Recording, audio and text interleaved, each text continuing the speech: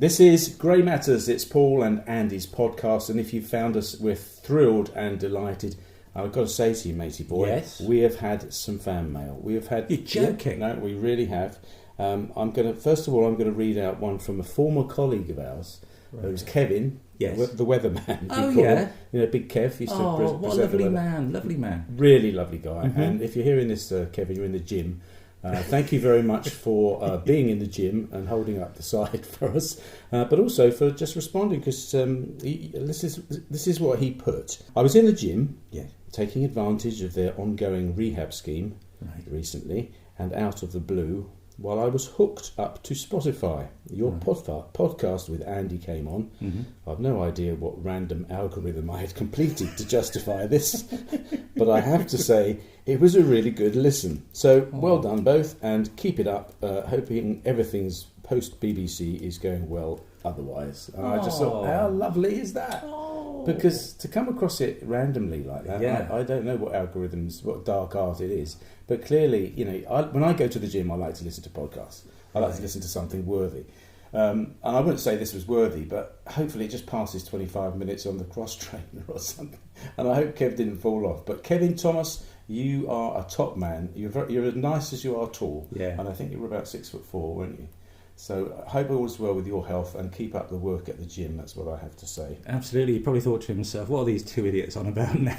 That, I would imagine, was his first reaction on hearing a couple of familiar voices. But yeah, thank you, Kevin. I was mowing the lawn just day before yesterday, thinking that it'll be the last cut, but probably it won't be, because it's so mild, isn't it? Global warming. Yeah. And so I stuck my old earbuds in and started listening to Spotify. Kicked on with something. I thought, that's an interesting podcast. Well, it sounds like me. Oh, it is me. It's our podcast. And you think, dear, oh dear, my hearing's deteriorated to such an extent, either that or my taste has changed. But I actually like my own. Well, it wasn't so much I liked. I did listen to it, and I didn't pick it apart. I just thought it is what it is, you know, and that's what we're trying to achieve here. I think the next level is that you listen to it and are quite surprised by the content. that would be very sad. I think that's the next stage. Yes, that would be very sad. Thank Paul. you. I hope not. I hope not. But what is nice is somebody from 25 years ago got in touch. Yeah.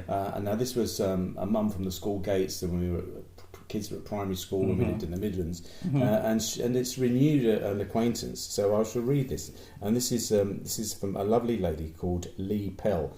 And we always called them the Pellies because they've got two sons, and they're scattered around the world. And so out of the blue, she comes across it. Well, not out of the blue, but I think we did a bit of publicity, didn't we? We decided to come out as podcasters. Yeah. And she found it. So she put this. I've just started listening to this today, and I couldn't stop. It's bloody marvellous. I love it. Wow. Conversation is so natural. Your honesty and openness provides a safe space. I couldn't have written this better myself. I really couldn't. Are you sure you didn't write that? I didn't write it, no. Don't change the mics. The sound makes you feel like you're sat with you in your lounge or a cafe. Sounds to be a fine thing. But most of all, with friends. I loved every episode. More, please. Thank you for the sailing analogy of life. It's now written down and going on my wall. Hope she's not in prison. And I've already shared my podcast with friends. I spend a lot of time alone, and podcasts are my friends. And this is one of those brilliant work chaps. Yeah. And I just thought, well, you know, there was the lady that came to the AA meeting. We were hopefully impacted by that. Yeah. And then there's other people out there, and a lot of people out there, podcasts are their friend, because loneliness and isolation is a thing that we all battle with, isn't it? Absolutely, and thank you, Lee. And I hope the slogan of the sea did resonate with you, and I hope it looks lovely on your wall next to the poster of Rita Hayworth.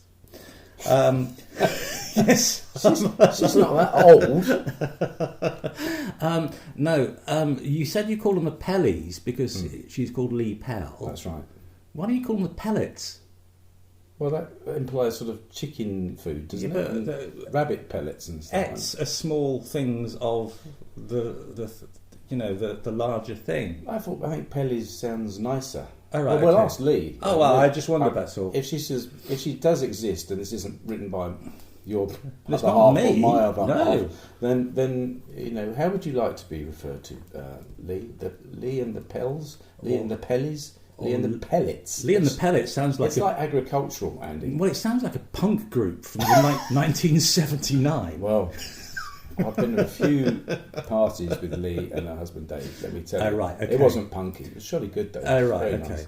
Halcyon days. Anyway, yes. that's us patting ourselves on the back. Well, really, it's not. It's actually rejoicing in the fact that we enjoy ourselves doing this. And if other people do as well, then that's great. And also, if we can make some changes, if we can do things that actually impact some lives, like the lady that comes along to AA, or anyone else, another friend of mine, who I hope we'll talk to at some point. Yeah. Because that's be quite nice to hook some people in one day, wouldn't it? And say, it would join us at the table. It would serve two purposes. The first, it would prevent people getting bored of our voices. Yeah. And the second, it'd be good to include somebody who's better qualified to speak about Who something knows what they're talking who about. knows what they're talking about, is what I was trying to say, Paul. And yeah, Paul's absolutely right. We do this for fun, and the ambition of this podcast, if there is such a thing, is just to either make somebody smile or help somebody, if that's not too strong a word, but just make somebody just feel human, because there are so many things in this world that are problematic at the moment, that it's just nice to sit and listen to a nice chat. We're not sitting in a posh studio surrounded by lots of high tech. We're sitting at my kitchen table at the moment, and we're doing this on a tiny recorder. From have you had this valued for insurance purposes at all? This small recorder to set the scene. Do they still make those? Somebody said to me the other day, "Did you? When did you record this?" And of course, I can't remember, because we don't we're not that disciplined. So sometimes we put a batch up. You may have spotted that by now, listener. Yes. Sometimes we put a batch of podcasts up, and but this one is being recorded. I think we would say. Not long after we have heard the dramatic news from America that there might be a new president. There is a new president. Well, there is a new president. Been sworn in yet? No. So what's he called? If he's not, I can't remember his name. Let's not say what he's called. I can't remember. We decided we'd steer away from talking about hard politics like that, because there are very strong views on either side. Mm-hmm. And I think it's very difficult to bridge that gap, isn't it, and talk about both. I've certainly been following threads on my Facebook feed with friends I've got in America, and some of them feel extremely strongly. And it's okay if the threads are good-tempered or well-mannered, but it soon deteriorates. So we're not going to talk about Trump or the American election, because we feel this is a space, as Lee put it, a safe space, a space that you can go and not be, burdened with international politics. Yeah. And if you do look around, it can be looking a bit grim, can't it? Mm. And if you've got something that you think you'd like to hear us talk about, or an issue you'd like us to cover, if I can put it like that, then please get in touch with us. Yeah, there's a Gmail address. We've actually got Paul and Andy's podcast at gmail.com, so it should be pretty easy to remember. It's in one of the links after one of the podcasts. You'll have to go looking for it. But Paul and Andy's podcast at gmail.com is our email address. So we've got a number of things that we were thinking about. The last podcast, you said we should do something special for Christmas. So hopefully you've written the pantomime by now and got to the end of the curtain call. Oh, right. It's in progress. It's in progress. Okay. I thought we might just pull a few crackers and tell some dad jokes. I thought that might be fun. Okay. At Christmas, is it difficult for you, being in the season of jollity and office parties and stuff like that, as somebody that has pulled themselves back from an addiction to alcohol, or is daily dealing with it? No, is the honest answer to your question. But also, when I first gave up drinking, I was completely amazed by how much a part alcohol plays in people's Christmas. And, everything revolves around, come in for a drink, join us for a drink, we'll go out for a few drinks, So that gets a bit wearing and you feel a bit left out to begin with. But now you just don't... I'm not bothered about it at all. What I'm more bothered about is that I've been invited to 5 Christmas dinners this year, you know, from people I've worked with and things like that, and friends and who want to get together and all that.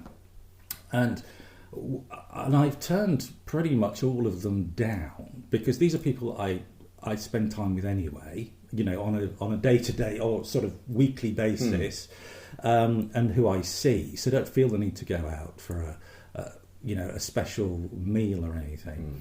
And I kind of resent the fact that a lot of places do their Christmas dinner, they ramp up the price, so it's like 35 quid for some turkey and potatoes and some gravy.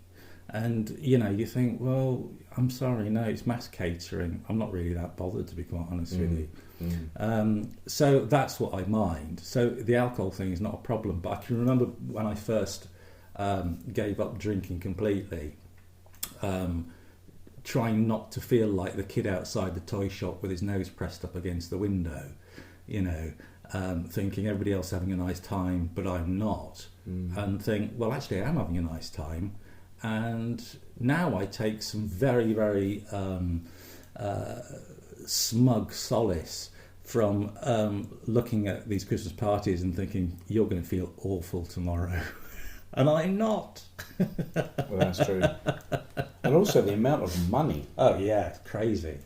Crazy. I mean, they say when you give up smoking, put the money in a box. Yeah. And you'll be amazed. And of course now, somebody told me the other day that 20 cigarettes is about 20 quid, 18 quid. Yeah. Well, I can't believe that. A pound cigarette. How does anybody afford to smoke? Because if you, as you well know, if you're addicted, you will find the money, won't you?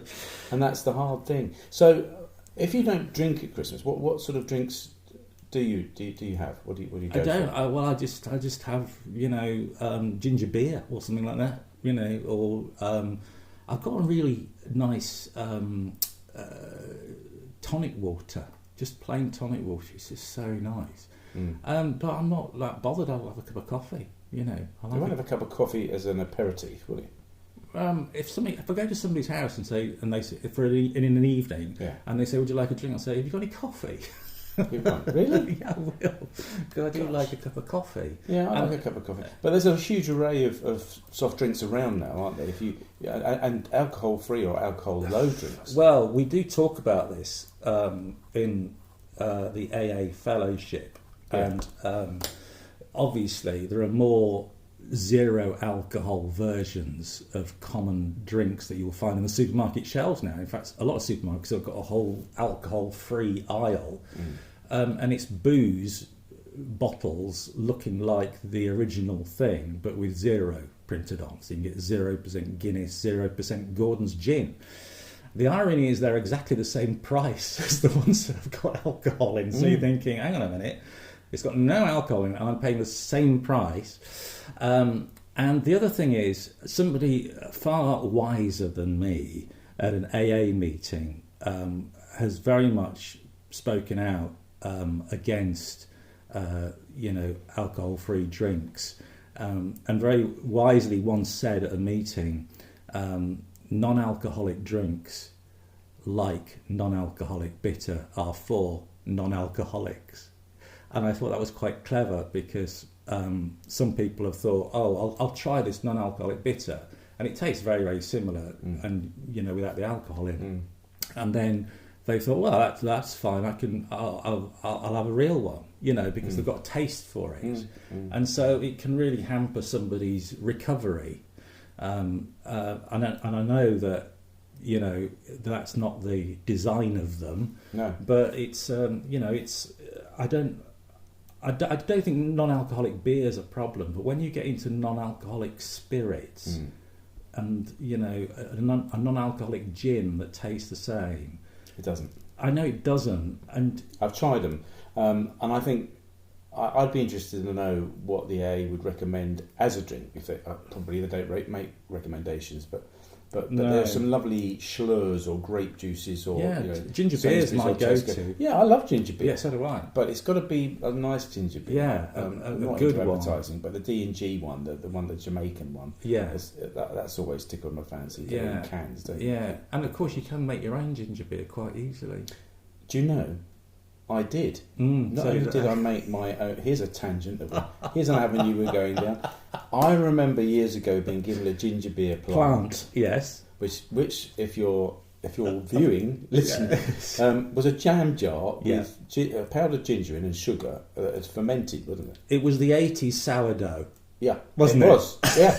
Yeah. Everybody had a ginger beer plant, and you couldn't get rid of it because it doubled in size. There's another one I'll mention in a minute. So you get this ginger beer, this jar of ginger beer that somebody gives you, an old Gale's honey jar. Yeah. And inside the powdered ginger and sugar and water, and I think that was all it was, and that fermented, and that became the kind of mothership, the mother plant. Why they called it a plant, I don't know, because it wasn't. I suppose it was growing, wasn't it? Yeah. Anyway, so what happens is that you then decanted off the liquid and you mixed it with lemonade, did you, or soda? And then you had, I can't remember. Or just water, and then it fermented, didn't it? But it was fizzy of its own. Yes, yeah. And this was a thing, wasn't it? Everyone was making their own ginger beer, of course. But if you didn't keep your eye on it and put it on the mantelpiece that was near the fire, or you put it in a window, it could get quite warm and explode. Yeah. So that used to happen. And the other thing that we used to do was back in this would be in the 80s, I guess now, so a long time ago, was make your own yoghurt. Yes. Now that's coming around again, but it's kefir now. Make your own kefir. Well, it's yogurt, isn't it? Well, kind of. So that you have a thermos flask, and you put in some milk, which you'd heat up to a specific temperature. So in a kit that you got a thermometer. Right. Or you didn't. You just used a thermometer that had been up the dog's bum. Give it a good wipe, get it warmed up, put it in, and then hey presto, the next morning, yogurt. Yeah. Hopefully. Yes. Although it's not as nice and creamy as the yoghurt I have now, which is Greek yoghurt, which I love, Greek style. Was it more of sort of off milk taste? Yes. It does have a sort of crust on it. Yeah. So those were the. Now, how did we get onto that? I can't remember. No, really. I can't. Oh, yeah, drinks, alternatives to alcohol at Christmas. That's right. And you said ginger beer, and there are some nice alternatives. I quite often, if I'm driving and not drinking, I'll have a soda and lime because it's one of the cheapest. Yeah, apart it from is. Tap water. Yeah, it's one of the cheapest. Soda drinks. and lime. If you go into a pub. But I went in the other day. They didn't know how to make it. They said, "What is that? What lime cordial?" Well, the clues in so the lime actual... cordial. I said, "Just a bit of lime cordial and some soda water." So they bring it. They must have put in 4 or 5 inches of lime cordial. I nearly turned my face inside out. God. It was so stressful. Do you mind if you put a bit more water? Oh, sorry. So it's obviously not a popular drink because they're not used to making it. And I also think that pubs. We've heard a lot in recent years about the pub trade, having tough times because of, COVID and all sorts of different things. Life, basically. And the fact it's really expensive to go out and drink, and nobody really wants to go out and drink anymore. Or the younger generation don't seem as bothered about it as our generation did when we were that age. But I think pubs should really ramp down the price of non-alcoholic drinks because you can get a pint of Coke and it costs you like £3 or something like that. But it's not in their business interest, is it? Well, I don't like to be rude about it because I know it's difficult to make a living. But the alcohol, as you say, is being consumed in pubs and bars has plummeted. Absolutely plummeted. Yeah. Having said that, kids of my daughter's generation. They go out down their local fancy pub, and I said, "Well, how much is a G&T?" And they say, "Well, £8. £8 for a G&T." Joking. I said, £8? You can get a bottle of supermarket vodka for 11, put it in a brown paper bag, and sit in the heart of which is what some of the kids do, Yeah. So something needs to happen there, but it's our relationship to alcohol, which you probably discussed a lot at Alcoholics Anonymous. Yeah. It's unhealthy. It is, and even the rest of Europe thinks it's unhealthy. What, ours? Ours, yeah. Do they? Yeah, they do. The French are very disparaging of our relationship with alcohol. Well, the French are very disparaging. They don't like about everything. Anything we do. Yeah, our food is disgusting. But, the fact that they really can't understand this thing that as soon as a British person gets to an airport, the first thing they do is go to the bar. no matter what time of the day it is. And we don't all do that. well, no, but a lot of people. Yeah, but why do a lot of people? Is there a demographic? Can you bring any data to the table? No, I don't. I'm. It's 9 o'clock in the morning. You've been up since 5. You've done the 2-hour journey to the airport. It's lunchtime, isn't it? You've been up since 5. So is that what it is? Yeah, and it's cleaning pints of lager. It's the start of your holiday. So, why wouldn't you start as you mean to go on and have a few drinks? And that's what... I don't know. Yeah, I really don't know. I do understand that. I don't get it. I never got it when I was drinking, to be quite honest with you. Oh, I mean, it is a fascinating, absolutely fascinating subject, because we all lean on things, don't we? We lean on drugs of choice. Sometimes it's a healthier option of getting a buzz from the gym and getting those endorphins going around by pushing weights or running on the running machine or whatever. But very often you've had a hard day. Yeah. You come in and you think, I'll just have a glass of wine. Yeah. We don't drink midweek. We have a rule. No, we don't drink midweek, except sometimes. So if on a Tuesday or even a Monday, if it's been a particularly, we'll say, what are we having to eat? Because that also determines it. What are we having to eat? Oh, pasta. Oh, we'll just have a bottle of red with that. Yeah. So talking about alcohol again is a valuable thing, because coming up for the Christmas season, it's going to be quite dominant in a lot of people's lives. And as we've discussed in earlier podcasts, I think it was number 7 that we talked at length about your addiction to alcohol. Yes. And I mean, it can be fun, can't it? It can be a good thing, but the problem is it's such a powerful drug that it gets hold of some people and not others. So it would be good, I think, to plan a party. I think the next one we should think about. Well, you see, Christmas is coming up, whether you like it or not, and I believe you don't. I'm just not a big fan. I mean, yes, I liked Christmas as a child. Then, as a parent, I liked Christmas because you've got small children in the house and it's lovely. And as you get older, it just becomes a pain. Why does it become a pain? Because it just becomes a chore, another thing to do. And the other thing that annoys me is that everybody sets up a false deadline of, we've got to do that before Christmas. Yeah. We've got to do this before Christmas. Why? Who says before Christmas? Yeah, well, yeah, I completely agree with you there. And I don't think I would be I don't think anyone would shout humbug or hear me shouting humbug about Christmas, because I believe that a lot of it is shaped by how things were when you were a kid. And my brother Mark and I had a relatively happy childhood. I had a lovely childhood. But Christmas was a time of tension, because it's when aunties and uncles and aunties came. It was busy. There was a stress, an underlying stress with it that wasn't... It was only, I think, after the meal had been served and you'd stuffed yourself silly that you could relax a bit, and it was a bit easier. But I think the build up to it, as you say, and also trying to cram, it's nearly Christmas, but when the build up to Christmas starts pretty soon, doesn't it? After autumn arrives, and then you realise there's actually 8 weeks, 6 weeks, 2 weeks.